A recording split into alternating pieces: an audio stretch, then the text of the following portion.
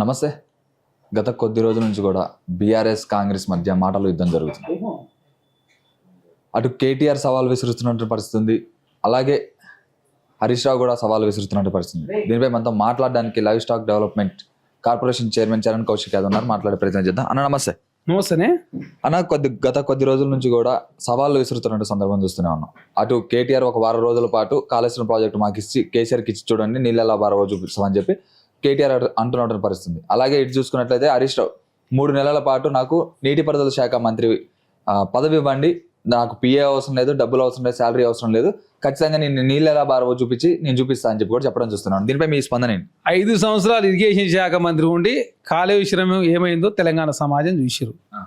మీ మామయ్య నిన్ను ఒప్పుకోక రెండోసారి నీకు ఇరిగేషన్ శాఖ మంత్రి ఇవ్వలే అంటే, మొదటిసారి కాళేశ్వర రావుగా నామకరణం చేసుకొని మీరు నామకరణం చేసుకున్నటువంటి కాళేశ్వరం ప్రాజెక్టు కూలిన పరిస్థితి, కుంగిన పరిస్థితి, లాస్ట్కి అది పనిచేయని పరిస్థితి. 80,000 కోట్ల రూపాయలు ఖర్చు పెట్టాను. మీ మామయ్య 80,000 బుక్కులు చదివినా నేను, నాకు మించిన ఇంజనీర్ ఎవరున్నారు, కథ కర్మ క్రియ నేనే. తుమ్మిడి దగ్గర ఏం లేదా, వాటర్ ఫెసిలిటీ లేదని చెప్పేసి తుమ్మిడి దగ్గర కట్టకుండా కాళేశ్వరం ఒక బూటక ప్రాజెక్ట్ కట్టి మేడిగడ్డ అన్నారం సుందిల పేరు మీద 1,000 కోట్ల రూపాయలు అవినీతి పాల్పడేది మీరు కట్టిన ప్రాజెక్టు 2019 ప్రారంభమైతే 23కి వస్తాకే మీరు అధికారం దిగిపోకముందే 22లోనే కేసు అయింది. కూలిపోయిందని చెప్పి ఈ మహాదేవ్ పోలీస్ స్టేషన్లో కేసు అయింది. ఆనాడే ఎన్డీఏసీ రిపోర్ట్ ఇచ్చింది. మేము వచ్చిన తర్వాత జస్ట్ కమిషన్ కాన్స్టిట్యూట్ చేసిన తప్ప మేము ఎన్డీఏసీ రిపోర్ట్ మా ఆయన కూడా రాలే. ఎన్డీఏసీనే చెప్తా ఉంది, అయ్యా దయచేసి అక్కడ నీళ్ళు నిలిపితే 44 గ్రామాలు కొట్టుకపోతాయి. అది బ్యారేజీ, తక్కువ బ్యారేజీలో 3-4 టీఎంసీలు మాత్రం ఉండాలి. మీరు 18 టీఎంసీ స్టోర్ చేయడం, నాణ్యత ప్రమాణాలు పాటించకపోవడం, కట్టాల్సిన చోట కట్టకపోవడం, అదే కాకుండా 88 రకాల బోర్లు వేసి టెస్టు చేయాలి. మీరు 6 రకాల మాత్రమే బోర్లు వేయడం, మిగతా 82 మర్చిపోవడం. అంటే మీరు కాళేశ్వరం ప్రాజెక్టు పేరు మీద మీ కుటుంబం లాభమైంది, మీకు లాభమైంది, మీ అందరి ఫామ్ హౌస్లు వచ్చినాయి. హరీష్ రావు గారికి మమినాబాద్లో, కల్వకుంట్ల కవిత గారి శంకర్పల్లిలో, తర్వాత కేటీఆర్ గారికి జన్వాడలో, కొట్టినాలపల్లిలో సంతోష్రావు గారికి, ఎర్రవెల్లిలో కేసీఆర్ గారికి. మీ కుటుంబానికి మొత్తం పదవులు వచ్చినాయి, ఫామ్ హౌస్లు వచ్చినాయి. తెలంగాణ రాష్ట్ర ప్రజలు మాత్రం అప్పులపాలయ్యారు, ఆగమయ్యారు. 11% ఇంట్రెస్ట్ తీసుకొచ్చితే మేము వచ్చిన తర్వాత 38,000 కోట్ల రూపాయలు 38,000 కోట్ల రూపాయలు సంబంధించినటువంటి కాళేశ్వరానికి సంబంధించిన అప్పులు, వడ్డీ, ఇన్స్టాల్మెంట్ రాష్ట్ర ప్రభుత్వం చెల్లింది. కరెంటు బిల్లే 10,000 కోట్ల రూపాయలు అవుతుంది. మీరు ఎత్తిపోసిన నీళ్ళు ఎంత అంటే 50 టీఎంసీలు మాత్రమే. 50 టీఎంసీలు ఎత్తిపోసి మొత్తం కాళేశ్వరం ద్వారానే మొత్తం సూర్యాపేట వరకు నీళ్లు పోయినాయి.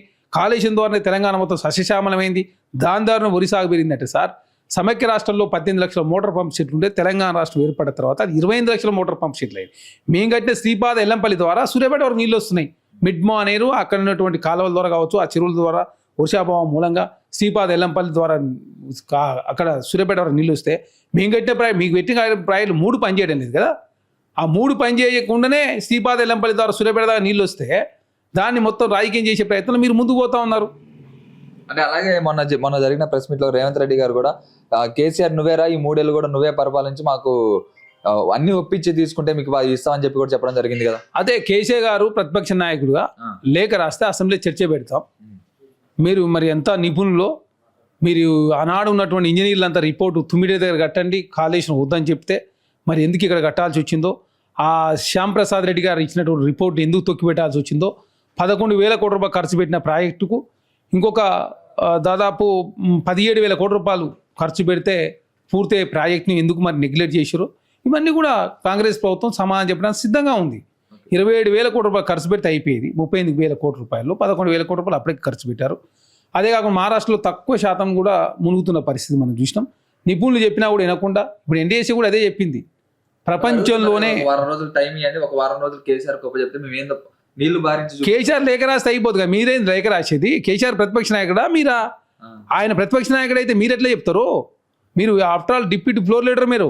మీరు చదువుకున్న చదివేద్దా, మీరు చదువుకుంది BA, పాలిటెక్నిక్ తర్వాత BA చేసింది. మీరు ఇరిగేషన్ శాఖ మంత్రి ఉండి మొత్తం సతనాశనం చేసి 1,80,000 కోట్ల రూపాయలు ఖర్చు పెడితే మీరు ఆయనలో సమ్మక్క సారక్క, సీతారామ ప్రాజెక్టు, పాలమూరు రంగారెడ్డి, కలవకుర్తి ఎత్తిపోతల పథకం, మేడిగడ్డ, అన్నారం, సుందిల మొత్తం ఖతం అయిపోయింది. ఒక్క ఎకరా కూడా వారలే మీరు కట్టిన ప్రాజెక్టులు. కాబట్టి అనవసరంగా తెలంగాణ రాష్ట్ర ప్రజలకు అప్పును మూడగట్టి వెళ్ళిపోయారు. మీరు పోతూ కాంట్రాక్టర్లకు, సర్పంచ్లకు, ఆరోగ్యశ్రీలు, మహిళా సంఘాలకు, యాదవులకు, తర్వాత డబుల్ బెడ్రూమ్ కట్టిన వాళ్ళకు అందరికీ నిధులు ఇవ్వకుండా పోయి రిటైర్మెంట్ అయిన రిటైర్మెంట్ బెనిఫిట్స్ ఇవ్వకుండా ఇన్నోటి షీట్లకు ప్రతి ఒక్క సబ్బండ వర్గాలకు బాగి పడిపోయి ఇప్పుడేదో నేను కాళేశ్వరం బాగు చేస్తే ఏం బాగు చేస్తావు? మీరు బాగు చేసే పరిస్థితుల్లో లేదు కాబట్టి ఎన్డీఎస్ఏ వద్దయా దాన్ని నిపుణుల రిపోర్ట్ ఇచ్చే వరకు ఆగాలి.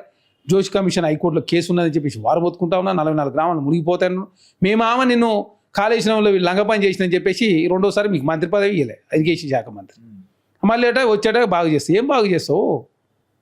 ఇప్పుడు వాళ్ళందరూ బీఆర్ఎస్ వాళ్ళందరూ ఏం చేస్తున్నారు, సరే మాలో లోపం జరిగిన తర్వాత కాంగ్రెస్ పార్టీ ఎందుకు దాన్ని బాగు చేయడానికి చూడట్లేదు? ఎందుకు ప్రతిసారి కూడా కేసీఆర్ వల్లే అంటున్నారు, కానీ ఎందుకు కాళేశ్వరం ప్రాజెక్టు పిల్లర్ కుంగిపోయినప్పుడు ఎందుకు బాగు చేయడానికి చూడట్లేదు? ఎందుకు బాగు చేయకుండా ఊకే దాన్నే తీసుకొచ్చి తెర మీదకి తీసుకొస్తున్నారని చెప్పి బయట రైతులు కూడా అంటున్నారని చెప్పి కూడా మన కేటీఆర్ కూడా చెప్పడం జరిగింది. రైతులు అంటే పాపం రైతులకు అమాయకులు, వాళ్ళకేం తెలుస్తుంది రైతులకు? అసలు ఆ ప్రాజెక్టు సంబంధించి నీళ్లు నిల్వ చేస్తే మొత్తం ప్రాజెక్టు కొట్టుకుపోతుందని చెప్పేసి ఎన్డీసీ రిపోర్టు. నిల్వ చేస్తే కొట్టకపోతే 44 గ్రామాలు మొత్తం భద్రాచలం మొత్తం ఖతమైద్దని చెప్పేసి ఒక రిపోర్టు. తర్వాత వాటర్ ఫ్లో తగ్గిన తర్వాత మట్టి కావచ్చు, ఇవన్నీ సాయిల్ ఇవన్నీ పరీక్షలు చేసిన తర్వాత ఇంకే టెక్నికల్గా అంశాలు చాలా ఉన్నాయి కాబట్టి అవన్నీ వచ్చిన తర్వాత వరకు ఆ కోర్టు కేసు తేలే వరకు దయచేసి దాన్ని ముట్టుకోవద్దని చెప్తేనే రిపేర్ చేయకుండా ఉన్నారు. దానికి కాంగ్రెస్ ప్రభుత్వం కాపాదిస్తే ఎట్లా అని చెప్పి కూడా రైతులు అంటున్నారని చెప్పి కేటీఆర్ అంటుండ్రు. సుతార్ మేస్త్రులు ఏమైనా చచ్చిపోయారా? సుతార్ మేస్త్రులు ఎక్కడ దొరకట్లేదా? ఊకి కేసీఆర్ మధ్యలో తీసుకొచ్చి కేసీఆర్ బదనం అంటే సుతార్ మేస్త్రులు కట్టిరా ప్రాజెక్టు ఎల్ఎన్టీ సంస్థకి ఇచ్చి మీరు మొత్తం అవినీతికి పాల్పడి పెద్ద పెద్ద కాంట్రాక్టర్లకు ఇచ్చేది సుతారులకు ఇచ్చారని చెప్పి మాట్లాడతామని అర్థం ఉందా? మీరు ఆయల్లో మీరు హైదరాబాద్కు ఇప్పుడు కేటీఆర్ ఇంత మాట్లాడుతున్నాడు. హైటెక్ సిటీ మీరు నిర్మించలే, అంతర్జాతీయ విమానాశ్రయం మీరు నిర్మించలే, ఔటర్ రింగ్ రోడ్ మీరు నిర్మించలే, ఔటర్ రింగ్ రోడ్ అప్పనంగా అమ్ముకొని పోయినావు. మీరు ఏదో ఎఫ్టీబ్లు ఏదో దుర్గం చెరువు లాంటి ఏదో ఫ్లైఓవర్ చేసినావు. ఏం చేసినావు మీరు? మేము చేసినాయి కదా నిజాంకాలే, నిజాం ఉస్మాన్ యూనివర్సిటీ అయినా, నిజాంకాలు అయినా, యూనివర్సిటీలు అయినా, లేకపోతే హైదరాబాద్ సంబంధించినటువంటి ఫ్లైఓవర్లు అయినా, లేకపోతే ఔటర్ రింగ్ రోడ్ అయినా, అంతర్జాతీయ అన్ని కాంగ్రెస్ ప్రభుత్వాలు నిర్మించినాయి కదా. ఒక లక్ష్మీనరసింహస్వామి పేరు యాదగిరిగుట్ట పేరు యాదాద్రి చేస్తేవి నువ్వు. మేము వచ్చిన తర్వాత యాదగిరిగుట్టగా మారుస్తుంది. భద్రాచలాన్ని భద్రాద్రిగా చేస్తేవి. మేము వచ్చిన తర్వాత భద్రాచలాన్ని మార్చి 20 టెంపుల నిర్మాణం జరుగుతూ ఉంది. 2000 కోట్ల రూపాయలు రాష్ట్ర ప్రభుత్వం ఖజానా ఖర్చు పెట్టి ముందుకు పోతాను. గోశాల నిర్మాణం జరుగుతూ ఉంది. తెలంగాణ రాష్ట్రంలో ఆవును పూజించే సంస్కృతిలో కాంగ్రెస్ పార్టీ ముందుకు పోతూ సనాతన ధర్మాన్ని, హిందూ ధర్మాన్ని ప్రజల యొక్క ఆకాంక్ష నెరవేర్చే ప్రయత్నంలో నీళ్లు, నిధులు, నియామకాల అస్తిత్వం, ప్రజాస్వామ్యం ఉండాలని కాంగ్రెస్ పార్టీ ముందుకు పోతూ ఇందిరాపార్క్ దగ్గర ధర్నా చౌక్ ప్రారంభించాం. ప్రగతి భవన్లో ఎవరికి ప్రవేశించి ఆనాడు గదరన్నను 3 గంటల పాటు ఎండల కోసం పెట్టిన మిమ్మల్ని మీరు అక్కడ ప్రజాభవన్, అదేవిధంగా పూలే ప్రజాభవన్ నామకరణం చేసి మంగళవారం, శుక్రవారం ప్రజాభవన్ జరుగుతూ ఉంది. అదే కాకుండా తెలంగాణ రాష్ట్రం ఎక్కడ నిర్బంధాలు లేవు, మీడియా మీద నిర్బంధాలు లేవు, సోషల్ మీడియా లేవు, మీడియా అధినేతలు ఎవరు అరెస్ట్ చేయలేము. మీరు గతంలో ABN, TV9, V6, ఇతర ఆంధ్రవతి, వెలుగు, తర్వాత తిరుమల మల్లన్న, రగన్న, TV9 ఇంతమంది అరెస్ట్ చేస్తుంది. లాస్ట్ మా కాంగ్రెస్ పార్టీ అదేవిధంగా రేవంత్ రెడ్డి గారిని, అంతకుముందు BSPలో ఉన్నటువంటి అరెస్ట్ కుమార్ అరెస్ట్ చేసి, కోదండరామ్ని అరెస్ట్ చేసి, గదనని ఎండలో కూర్చోబెడితే, అందశ్రీ గీతాన్ని తెలంగాణ గీతంగానే ప్రకటించుకోవచ్చు. నువ్వు ఆయనలో తెలంగాణ తల్లే విగ్రహం లేకపోయా. ఆ సెక్రటరీ మీద ముందర ఉన్నటువంటి ఫ్లవర్ పేరే మార్చుకోలేకపోయినా మీరు.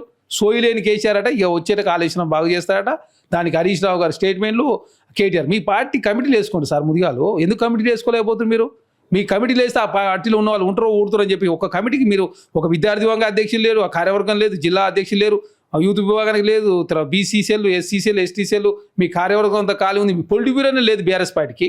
మీరు అట కాళేశ్వరం బాగు చేస్తారట. నాకు ఇచ్చిన హామీల్లో కూడా ఒక్కటి కూడా పూర్తిగా నెరవేర్చలేదు, కాంగ్రెస్ పార్టీ విఫలమైందని చెప్పి కూడా అంటున్న పరిస్థితి. మేము చెప్తున్నాం కదా, 416 హామీలు ఇస్తే 200 పైచిలకు హామీలు నెరవేర్చాం. చర్చకు రా, దమ్ముంటే అసెంబ్లీలో కేసీఆర్ చర్చ పెడితే 2 రోజుల పాటు చర్చిద్దాం. మీరు ఎన్ని హామీలు నెరవేర్చారు? చుట్టుపక్కల మీ ఇంటి చుట్టుపక్కల ఎవరు ఏ మహిళ కోటీశ్వరాలు అయిందని చెప్పి అవి కూడా 57,000 కోట్ల రూపాయలు వడ్డీ లేని రుణాలు కాంగ్రెస్ ప్రభుత్వం ఇచ్చింది. సోలార్ విద్యుత్తులో భాగస్వామ్యం చేసినాం, ఆర్టీసీలో భాగస్వామ్యం చేసినాం, శిల్పారామంలో భాగస్వామ్యం చేసినాం, సమ్మక్క సారక్క టెంపుల్లో కావచ్చు, అదే కాకుండా తెలంగాణ రాష్ట్రంలో సోలార్ విద్యుత్ కావచ్చు, పెట్రోల్ బంకులు కావచ్చు, తర్వాత పిల్లలకు సంబంధించినట్టు మధ్యాహ్న భోజన పథకం కావచ్చు, స్కూల్ యూనిఫామ్లు కావచ్చు, ఇంద్రమ్మ చీరలు కావచ్చు. ఒకటి కాదు కదా మేము చేసింది. మహిళల కోసం ఒక డైరీనే రాష్ట్ర ప్రభుత్వం ఏర్పాటు చేసింది. మహిళలకు 57,000 కోట్ల రూపాయలు రుణమాఫీ, వడ్డీ లేని రుణాలు ఇచ్చింది కాంగ్రెస్. మీరు 4,500 కోట్ల రూపాయలు మహిళలకు సంబంధించి రుణమాఫీ చేస్తారని మోసం చేసి మొదటిసారి క్యాబినెట్లో మహిళే లేకుండా మీ సొంత చెల్లెని మహిళను బయటికి పంపి మీరు కేటీఆర్ మాట్లాడితే తెలంగాణ సమాజం నవ్వుకుంటారు. ఏ అంశమైనా విద్య, వైద్యం, సేద్యం, ఉద్యోగాలు, అప్పులు, మీ 9.5 సంవత్సరాల పరిపాలన, మా 2.5 సంవత్సరాలు, నరేంద్ర మోడీ 12 సంవత్సరాలు అన్నీ మీరు చర్చ చేద్దాం, కూలంకషంగా చర్చ చేద్దాం. తెలంగాణకి ఎవరు ద్రోహులో, ఎవరు కాంగ్రెస్ పార్టీ వచ్చిన తర్వాత ఏం జరిగిందో, ఏ విధంగా తెలంగాణ రాష్ట్రంలో ఆర్థిక వ్యవస్థను గాడిలో పెట్టి ప్రయత్నం చేస్తున్నాం అన్నిటిపై చర్చ చేస్తాం మేము. ఓకే, ఫైనల్ గా ఒకవేళ కేసీఆర్ కనుక లేఖ రాసినట్లయితే ఆ సవాల్ని మీరు స్వీకరించే అవకాశం ఉందా? కేసీఆర్ లేఖ రాస్తే దానికి కేసీఆర్ గారు లేఖ రాస్తే అసెంబ్లీ సమావేశం పెడతాం. అంటే వాళ్ళు అనడం కూడా ఏంటంటే అదే అసెంబ్లీ కాంగ్రెస్ పార్టీ విఫలమైంది ఇందులో, ఖచ్చితంగా ఒకవేళ బీఆర్ఎస్ పార్టీ టేకప్ చేయాలనుకుంటే ఖచ్చితంగా టేకప్ చేస్తుంది అని చెప్పి కూడా వాళ్ళు సవాల్ కూడా దుర్మార్గులు మొత్తం పైసలు తిండిపోయి మమ్మల్ని కాంగ్రెస్ పార్టీ విఫలమైంది ఎట్లా? 1,80,000 కోట్ల రూపాయలు ఖర్చు పెట్టింది మీరేనా? అధిక ఇంట్రెస్ట్ తెచ్చింది మీరేనా? 10,000 కోట్ల రూపాయలు కరెంటు బిల్లు ఖర్చు పెట్టింది మీరేనా? మొత్తం కలిసి 50 టీఎంసీలు మాత్రం తోడి మీ ఆయనలో పిల్లలు కుంగి కూలి డిజైన్లు మార్చి ప్లేసులు మార్చి అంచనాలు పెంచి మొత్తం ప్రజల్ని అప్పులపాలు చేసిన మీరు ఇంకా దుర్మార్గం మాటలు మాట్లాడితే ఎట్లా? ఆ కాళేశ్వరం ప్రాజెక్టులో మేము ఏమైనా అప్పింది చేసినామా? లేకపోతే మేము తిన్నామా? మేము వచ్చిన తర్వాత ఏమైనా కులగొట్టినామా? లేకపోతే మా ఆయనలో ఏమైనా ఎన్డీఎస్ఏ రిపోర్ట్ ఇచ్చిందా? లేకపోతే మా ఆయనలో ఏమైనా కేసు అయిందా? ఏమైనా అర్థం ఉందా? మేము కాళేశ్వరం కమిషన్ చేసినాం. కేంద్ర ప్రభుత్వం ఏమో ఏటీఎంలాగా వాడుకుంటూ కేసీఆర్ గారి కుటుంబం అని చెప్పేసి కేంద్ర ప్రభుత్వం ఉంటుంది. 45 గంటల్లో కేసు బుక్ చేస్తాం సిబిఐ కేసు నుంచి మాకే అని చెప్తే మీకు. అదేవిధంగా అసెంబ్లీ తీర్మానం చేసి వ్యాప్కోన్ లాంటి సంస్థలు ఉన్నాయి, పక్క రాష్ట్రాలకు సంబంధించిన వ్యవహారం కూడా ఉంది కాబట్టి, కేంద్ర ప్రభుత్వ సంస్థలు ఉన్నాయి కాబట్టి, ఇది సిబిఐ లాంటి సంస్థ దేశంలో ఏది లేదు కాబట్టి సిబిఐకి ఇస్తేనే కరెక్ట్ అని చెప్పి సభ్యులు సలహా సూచన మేరకు రాష్ట్ర ప్రభుత్వం సిబిఐకి ఇస్తే ఒక ఎఫ్ఐఆర్ నమోదు చేయకుండా మీరు కాంగ్రెస్ పార్టీ మీద నిందలేసే ప్రయత్నం భారతీయ జనతా పార్టీ కాంగ్రెస్ పార్టీ మీ విషయం చెప్పిన బీఆర్ఎస్ పార్టీ చేస్తే ఎట్లా? కాళేశ్వరం దోపిడీ చేసింది మీరు, అవినీతి చేసింది మీరు. అమరజ్యోతి నుంచి అంబేద్కర్ విగ్రహం వరకు, సెక్రటరీ నుంచి సీతారామరాయుడు వరకు, పాలమూరం గారి ప్రగతి భవన్ వరకు, కాలేజీ నుంచి కలెక్టరేట్ వరకు మొత్తం అవినీతికి పాల్పడి ఇసుక మాఫియా చేసి, తర్వాత తెలంగాణ రాష్ట్రంలో ల్యాండ్ మాఫియా చేసి ధనలో అవకతవకలు పాల్పడి మీరు ఫామ్ హౌస్లు మొత్తం నిర్మించుకొని, అదేవిధంగా మీరు అంతా పార్టీ పదవులు అనుభవించి ప్రభుత్వ పదవులు అనుభవించి ఇప్పుడు కాంగ్రెస్ పార్టీ విషయం చెప్తే ఎట్లా? హరీష్ రావు గారు మొత్తం అబద్ధాలు విష ప్రచారం చేస్తే ఎట్లా? మీరు చదువుకుందేమో BA, మీరేమో ఇరిగేషన్ ప్రాజెక్టులో మొత్తం 1,000 కోట్ల రూపాయలు ఖర్చు పెట్టి మొత్తం కాళేశ్వరం ప్రాజెక్ట్ కూలిపోయాయి. ఆయనేమో మీ మామ ఏమో 80,000 పుస్తకాలు చదివిన మేధావి, ఎవరా కథ కర్మ నేనే క్రియ అని చెప్పేసి మీ మామ, నేనే అపర భగీరథని నేనే ఇంజనీర్ చెప్పిన కేసీఆర్ గారు, మీరేమో గవర్నర్ నరసింహ గారు ఏమో కాళేశ్వరరావు అని చెప్పేసి ఆయన నామకరణం చేసే. ఇక మీ అంత గనులేరని చెప్పేసి తెలంగాణ సమాజాన్ని మీరు రెండోసారి మీ కోట్లు వేస్తే మొత్తం కాళేశ్వరం కూలే తెలంగాణ దివాలు తీసే పరిస్థితి వచ్చింది కదా. మీరు ఎట్లా సచ్చిళ్ళు అవుతారు? ఎట్లా మీరు కాంగ్రెస్ పార్టీ మీద నిందలు వేస్తారు? మరి ఫైనల్గా ఏం చెప్పదలుచుకున్నారన్న? ఇక్కడ ఒకటే, ప్రతిపక్ష నాయకుడు కేసీఆర్ గారు స్పీకర్ పార్లమెంట్లో లెటర్ రాస్తే అన్ని అంశాల మీద చర్చ చేసి మీరన్నట్టు సభా సభ్యులు తెలంగాణ సమాజం నిజమే మీరు చేసినటువంటి ప్రశ్నలకు సంతృప్తి చెందితే మీకు ఇవ్వడానికి సిద్ధంగా ఉన్నాం. ఆ వారం రోజులు కాదు, 2.5 సంవత్సరాల కాలం మీకే ఇస్తాం. మీకు సంబంధించి అన్ని రకాలుగా సహకరిస్తానికి ప్రభుత్వం సిద్ధంగా ఉంటుంది. మీరు అసెంబ్లీ రాకుండా లేఖ రాయకుండా పిల్లలతోటి లేఖలు రాపించి తెలంగాణ రాష్ట్రంలో గందరగోళ వాతావరణం క్రియేట్ చేసే ప్రయత్నం బీఆర్ఎస్ పార్టీ హరీష్ రావు గారు కేటీఆర్ గారు చేస్తూ ఉన్నారు. గతంలో కూడా కృష్ణా జలాలు గోదావరి జలాల అంశం వచ్చినప్పుడు కేసీఆర్ గారు చెప్పింది ఏంటంటే నేను అవసరం లేదు మా పిల్లలు చూసుకుని చెప్పి కేసీఆర్ వెళ్ళిపోయాడు. తర్వాత కృష్ణా జలాలు గోదావరి జలం మీద చర్చ చేస్తుంటే హరీష్ రావు గారు కేటీఆర్ గారు బైకాట్ చేసి పారిపోయిన పరిస్థితి కూడా మనం చూసినాం. కృష్ణా జలాల్లో కావచ్చు, గోదావరి జలాలు కావచ్చు, తెలంగాణ రాష్ట్ర ఉద్యోగాల్లో కావచ్చు, దళితులకు 3 ఎకరాలు మోసం కావచ్చు, దళిత ముఖ్యమంత్రి కావచ్చు, తర్వాత తెలంగాణ రాష్ట్ర పేపర్ లీకులు కావచ్చు, తెలంగాణ రాష్ట్ర సంపద దోసుకుడు కావచ్చు, అన్ని అవినీతి పాలన కలవకుంట్ల కుటుంబం. కాబట్టి అన్ని ఆధారాలు కాంగ్రెస్ పార్టీకి ఉన్నాయి. కాబట్టి కేసీఆర్ గారు అసెంబ్లీకి వస్తే ఎక్కడ కాంగ్రెస్ పార్టీ నన్ను చెలుగుడు ఆడుతుందో అని చెప్పేసి కేసీఆర్ గారు అసెంబ్లీ రాకుండా ఎప్పుడు వచ్చినా సంతకం పెట్టుడు వెళ్ళిపోడు. నెలకు మాత్రం 5 లక్షల జీతం, వైఖరి భద్రత, ప్రతిపక్ష పాత్ర పోషించమని తెలంగాణ సమాజ గజ్జల పేర్లు నేను అసెంబ్లీ పంపిస్తే అసెంబ్లీ రాకుండా ఒట్టినే హరీష్ రావు గారు కేటీఆర్ గారు ఏది పడుతుంది నిందలేసే ప్రయత్నం చేస్తే ఎట్లా? కాబట్టి తెలంగాణ సమాజం అంగీకరించదు. బీఆర్ఎస్ పార్టీ పని అయిపోయింది. తెలంగాణ రాష్ట్రం వచ్చేది లేదు, సచ్చేలేదు. వాళ్ళు కమిటీలు వేసుకుంటే ఆ బీఆర్ఎస్ పార్టీలు ఉన్న వాళ్ళే పార్టీ మారే పరిస్థితి వచ్చింది. వాళ్ళకి నమస్తే తెలంగాణ టీ న్యూస్ ఆ తెలుగు స్క్రైబ్ దిక్కయ్యేటట్టుంది. ఆ ఢిల్లీలో పార్టీ ఆఫీస్ ఏమైందో తెలియని పరిస్థితి. అకౌంట్లో మాత్రం 15,000 కోట్లు ఉన్నాయి. అవి మంచిగా ఎంజాయ్ చేస్తూ అమెరికాలో ఉండొచ్చు. కాబట్టి అనవసరంగా కాంగ్రెస్ ప్రభుత్వం నిందలేసే ప్రయత్నం చేస్తే తెలంగాణ సమాజం అంగీకరించదు. ఇప్పటికే కల్వకుంట్ల కవిత గారు బయటకు వచ్చి పార్టీ పెట్టారు. ఆమె ప్రశ్నలకే బీఆర్ఎస్ పార్టీ సమాధానం చెప్పలేని పరిస్థితి ఉంటే కాంగ్రెస్ పార్టీ ప్రశ్నకి ఎడ సమాధానం చెప్తారు వాళ్ళు. కాబట్టి తెలంగాణ సమాజం గమనిస్తున్నారు.